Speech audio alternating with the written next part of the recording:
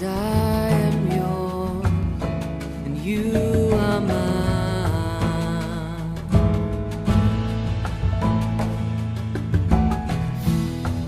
'Cause I am yours, you are mine.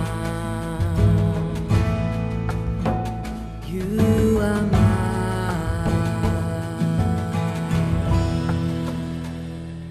రాజులు మొదటి గ్రంథము 1వ అధ్యాయము మొదటి వచనం నుండి. రాజైన దావీదు బహువృద్ధుడు కాగా సేవకులు అతనికి ఎన్ని బట్టలు కప్పినను అతనికి వెట్ట కలుగకయుండెను. కాబట్టి వారు, మా ఏలినవాడవును రాజువునగు నీ కొరకు తగిన చిన్నదాన్ని వెతుకుట మంచిది. ఆమె రాజైన నీ సముఖమందుండి నిన్ను ఆదరించి వెట్ట కలుగుటకు నీ కౌగిటిలో పండుకొనునని చెప్పి ఇజ్రాయేలీల దేశపు దిక్కులన్నిటిలో తిరిగి ఒక చక్కని చిన్నదాన్ని వెతికి అబీషగు అను షూనేమీయురాలిని చూచి రాజునొద్దకు తీసుకొని వచ్చిరి. ఈ చిన్నది బహు చక్కనిదై ఉండి రాజును ఆదరించి ఉపచారము చేయుచుండెను. కాని రాజు దానిని కూడలేదు. హగ్గీతు కుమారుడైన అదోనియా గర్వించిన వాడై నేనే రాజునగుదునని అనుకొని రథములను గుర్రపు రౌతులను తనకు ముందుగా పరిగెత్తుటకు 70 మంది మనుషులను ఏర్పరచుకొనెను. అతని తండ్రి, నీవు ఈలాగున ఏల చేయుచున్నావని అతని చేత ఎప్పుడునూ విచారించి అతనికి నొప్పి కలుగ చేయలేదు. చూచుటకు అతడు బహు సౌందర్యం కలవాడు. అబ్షాలోము తర్వాత పుట్టినవాడు. అతడు సెరూయా కుమారుడైన యోవాబుతోనూ యాజకుడైన అబ్యాతారుతోనూ ఆలోచన చేయగా వారు అదోనియా పక్షము వహించి అతనికి సహాయం చేసిరి. కాని యాజకుడైన సాదోకును యెహోయాదా కుమారుడైన బెనాయాయును ప్రవక్త అయిన నాతానును షిమీయును రేయియును దావీదు యొక్క శూరులను అదోనియాతో కలుసుకొనకయుండిరి. అదోనియా ఏన్ రోగేలు సమీపమందుండు జోహెలోతు అను బండ దగ్గర గొర్రెలను ఎడ్లను క్రొవ్విన దూడలను బలిగా అర్పించి రాజకుమారులకు తన సహోదరులందరినీ యూదా వరగు రాజు యొక్క సేవకులందరినీ పిలిపించెను. కాని ప్రవక్తయగు నాతానును బెనాయాను దావీదు శూరులను తనకు సహోదరుడైన సొలొమోనును పిలవలేదు. అప్పుడు నాతాను సొలొమోన్ తల్లి అయిన బత్షెబతో చెప్పినదేమనగా, హగ్గీతు కుమారుడైన అదోనియా ఏలుచున్న సంగతి నీకు వినబడలేదా? అయితే ఈ సంగతి మన ఏలినవాడైన దావీదునకు తెలియకయేయున్నది. కాబట్టి నీ ప్రాణమును నీ కుమారుడైన సొలొమోను ప్రాణమును రక్షించుకొనుటకై నేను నీకొక ఆలోచన చెప్పేదను వినుము. నీవు రాజైన దావీదునొద్దకు పోయి, నా ఏలినవాడా రాజా, అవశ్యముగా నీ కుమారుడైన సొలొమోను నా వెనుక ఏలువాడై నా సింహాసనం మీద ఆసీనుడగునని నీ సేవకురాలైన నాకు నీవు ప్రమాణపూర్వకంగా సెలవిచ్చితివే. అదోనియా ఏలుచుండుట ఏమని అడగవలెను. రాజుతో నీవు మాట్లాడుచుండగా నీ వెనుక లోపలికి వచ్చి నీవు విన్నవించిన మాటలను రూఢీపరచుదునని చెప్పాను. కాబట్టి బత్షెబ గదిలోనున్న రాజునొద్దకు వచ్చెను. రాజు బహు వృద్ధుడైనందున షూనేమీయురాలైన అబీషగు రాజును కనిపెట్టుచుండెను. బత్షెబ వచ్చి రాజు ఎదుట సాగిలపడి నమస్కారము చేయగా రాజు నీ కోరిక ఏమని అడిగినందుకు ఆమె ఇలాగు మనవి చేసెను. నా ఏలినవాడా, నీవు నీ దేవుడైన యెహోవా తోడని నీ సేవకురాలైన నాకు ప్రమాణం చేసి అవశ్యముగా నీ కుమారుడైన సొలొమోను నా వెనుక ఏలువాడై నా సింహాసనం మీద ఆసీనుడగునని సెలవిచ్చితివే. ఇప్పుడైతే అదోనియా ఏలుచున్నాడు. ఈ సంగతి నా ఏలినవాడవును రాజువునగు నీకు తెలియకయే ఉన్నది. అతడు ఎడ్లను క్రొవ్విన దూడలను గొర్రెలను బలిగా అర్పించి రాజకుమారులందరినీ యాజకుడైన అబ్యాతారును సైన్యాధిపతి అయిన యోవాబును పిలిపించెను. కాని నీ సేవకుడైన సొలొమోనును పిలవలేదు. నా ఏలినవాడవైన రాజా, నా ఏలినవాడవైన రాజువగు నీ తరువాత సింహాసనము మీద ఎవడు ఆసీనుడగునో అందును గూర్చి ఇజ్రాయేలులందరూ కనిపెట్టియున్నారు. ఇది కాక నా ఏలినవాడవైన రాజువగు నీవు నీ పితరులతో కూడా నిద్ర పొందిన తరువాత నేనును నా కుమారుడైన సొలొమోనును అపరాధులముగా ఎంచబడుదుము. ఆమె రాజుతో మాట్లాడుచున్నప్పుడు ప్రవక్తయగు నాతానును లోపలికి రాగా ప్రవక్తయగు నాతాను వచ్చి ఉన్నాడని సేవకులు రాజునకు తెలియచేసిరి.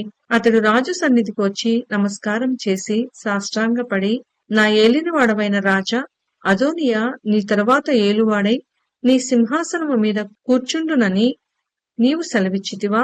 ఏలయనగా ఈ దినమున అతడు పోయి విస్తారమైన ఎడ్లను, క్రొవ్విన దూడలను, గొర్రెలను బలిగా అర్పించి రాజకుమారులందరినీ, సైన్యాధిపతులను, యాజకుడైన అబ్యాతారును పిలిపించగా వారు వారి సముఖములో అన్నపానములు పుచ్చుకొనుచు రాజైన అదోనియా చిరంజీవి యగునుగాక అని పలుకుచున్నారు.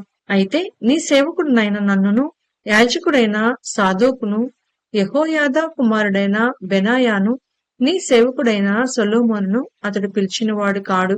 నా ఏలినవాడవును రాజువునగు నీ తరువాత నీ సింహాసనం మీద ఎవడు ఆసీనుడయుండునో అది నీ సేవకుడునైన నాతో చెప్పకయుందువా? ఈ కార్యము నా ఏలిన వాడవును రాజువునగు నీ సెలవు చొప్పున జరుగుచున్నదా అని అడిగెను. దావీదు బత్షెబను పిలువమని సెలవీయగా ఆమె రాజు సన్నిధికి వచ్చి రాజు ఎదుట నిలవబడెను. అప్పుడు రాజు ప్రమాణపూర్వకంగా చెప్పినదేమనగా, సకలమైన ఉపద్రవములలో నుండి నన్ను విడిపించిన యెహోవా జీవము తోడు, అవశ్యముగా నీ కుమారుడైన సొలొమోను నా తరువాత ఏలువాడై నాకు ప్రతిగా నా సింహాసనము మీద ఆసీనుడగునని ఇజ్రాయేలీల దేవుడైన యెహోవా నామము తోడని నేను నీకు ప్రమాణము చేసిన దానిని ఈ దినముననే నెరవేర్చుదునని చెప్పగా బత్షెబ సాగిలపడి రాజునకు నమస్కారము చేసి, నా ఏలినవాడైన రాజుగు దావీదు సదాకాలము బ్రతుకునుగాక అనెను. అప్పుడు రాజైన దావీదు యాజకుడైన సాదోకును, ప్రవక్త అయిన నాతానును, యెహోయాదా కుమారుడైన బెనాయాను నా ఎద్దుకు పిలువమని సెలవీయగా వారు రాజు సన్నిధికి వచ్చిరే.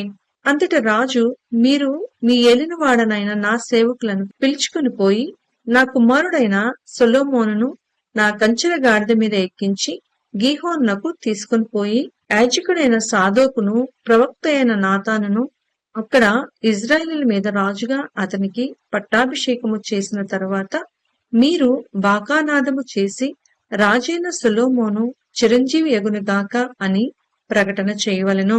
ఇజ్రాయేలు వారి మీదను యూదా వారి మీదను నేను అతనిని అధికారిగా నియమించియున్నాను కనుక పిమ్మట మీరు యెరూషలేమునకు అతని వెంటరాగా అతడు నా సింహాసనం మీద ఆసీనుడై నాకు ప్రతిగా రాజగును అని సెలవిచ్చెను. అందుకు యెహోయాదా కుమారుడైన బెనాయా రాజునకు ప్రత్యుత్తరముగా ఇట్లనెను, అలాగు జరుగును గాక. నా ఏలినవాడవును రాజువునగు నీ దేవుడైన యెహోవా ఆ మాటను స్థిరపరచును గాక. యెహోవా నా ఏలినవాడవును రాజువునగు నీకు తోడుగా నుండినట్లు ఆయన సొలొమోనునకును తోడుగా నుండి నా ఏలినవాడైన రాజుగు దావీదు యొక్క రాజ్యము కంటే అతని రాజ్యము ఘనముగా చేయునుగాక అనెను. కాబట్టి యాజకుడైన సాదోకును, ప్రవక్త అయిన నాతానును, యెహోయాదా కుమారుడైన బెనాయాయును, కెరీతీయులను, పెలేతీయులను రాజైన దావీదు కంచెలగాడి మీద సొలొమోనును ఎక్కించి గీహోనునకు తీసుకుని రాగా యాజకుడైన సాదోకు గుడారంలో నుండి తైలపు కొమ్మును తెచ్చి సొలొమోనునకు పట్టాభిషేకం చేసెను. అప్పుడు వారు బాకా ఊదగా కూడిన జనులందరూ రాజైన సొలొమోను చిరంజీవి యగునుగాక అని కేకలు వేసిరి. మరియు ఆ జనులందరూ అతని వెంబడి వచ్చి పిల్లల గ్రోవులను ఊదుచు వాటి నాదము చేత నేల బద్దలగునట్లు అత్యధికముగా సంతోషించిరి. అదోనియాయును అతడు పిలిచిన వారందరూ విందులో ఉండగా విందు ముగియబోవు సమయమున ఆ చప్పుడు వారికి వినబడెను. యోవాబు బాకానాదము విని పట్టణమునందు ఈ అల్లరియమని అడగగా యాజకుడైన అబ్యాతారు కుమారుడైన యోనాతాను వచ్చెను. అదోనియా లోపలికి రమ్ము, నీవు ధైర్యవంతుడవు, నీవు శుభ సమాచారములతో వచ్చుచున్నావనగా యోనాతాను అదోనియాతో ఇట్లనెను, నిజముగా మన ఏలినవాడును రాజునకు దావీదు సొలొమోనును రాజుగా నియమించియున్నాడు. రాజు యాజకుడైన సాదోకును, ప్రవక్త అయిన నాతానును, యెహోయాదా కుమారుడైన బెనాయానును, కెరేతీయులను, పెలేతీయులను అతనితో కూడా పంపగా వారు రాజు కంచెలగాడిద మీద అతన్ని నూరేగించిరి. యాజకుడైన సాదోకును, ప్రవక్త అయిన నాతానును గీహోను దగ్గర అతనికి పట్టాభిషేకం చేసిరి. అక్కడ నుండి వారు సంతోషముగా వచ్చియున్నారు. అందువలన పట్టణము అల్లరి ఆయను. మీకు వినపడిన ధ్వని ఇదే. మరియు సొలొమోను రాజ్యాసనము మీద ఆసీనుడై ఉన్నాడు.